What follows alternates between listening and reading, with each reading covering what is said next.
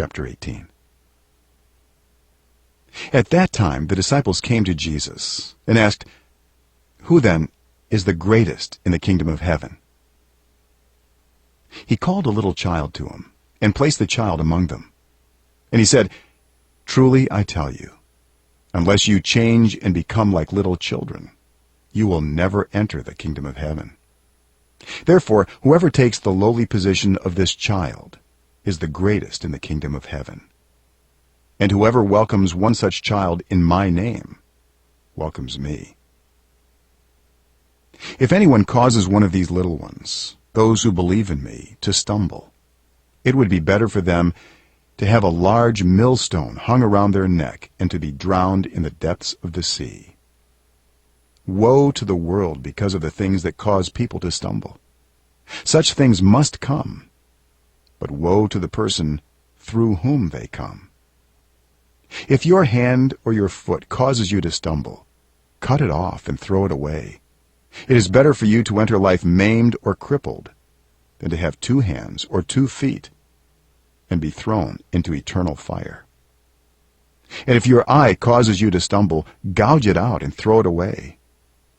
It is better for you to enter life with 1 eye than to have 2 eyes and be thrown into the fire of hell.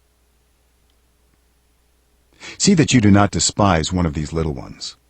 For I tell you that their angels in heaven always see the face of my Father in heaven. What do you think? If a man owns 100 sheep, and one of them wanders away, will he not leave the 99 on the hills and go to look for the one that wandered off? And if he finds it, truly I tell you, he is happier about that one sheep than about the 99 that did not wander off.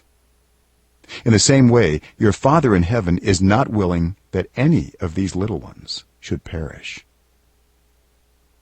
If your brother or sister sins, go and point out their fault, just between the 2 of you. If they listen to you, you have won them over.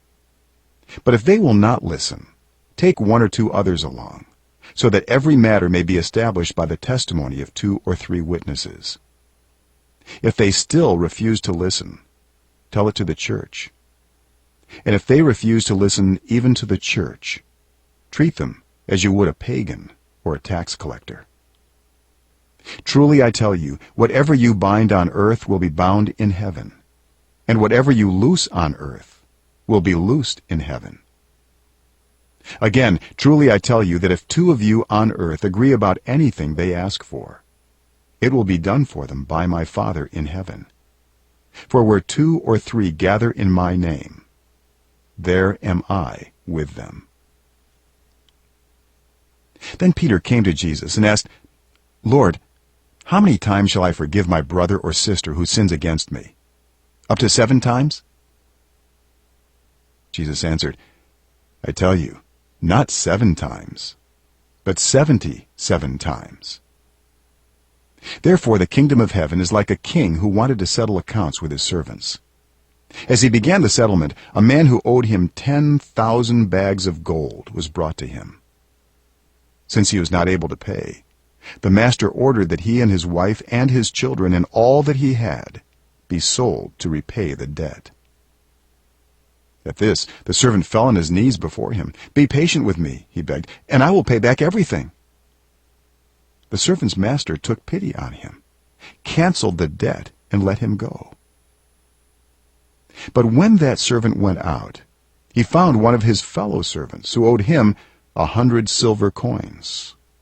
He grabbed him and began to choke him. "Pay back what you owe me," he demanded. His fellow servant fell to his knees and begged him, "Be patient with me, and I will pay it back."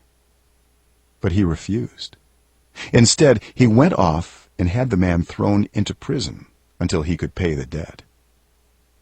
When the other servants saw what had happened, they were outraged and went and told their master everything that had happened. Then the master called the servant in. "You wicked servant," he said, "I canceled all that debt of yours because you begged me to. Shouldn't you have had mercy on your fellow servant, just as I had on you?" In anger, his master handed him over to the jailers to be tortured, until he should pay back all he owed. This is how my heavenly Father will treat each of you unless you forgive your brother or sister from your heart.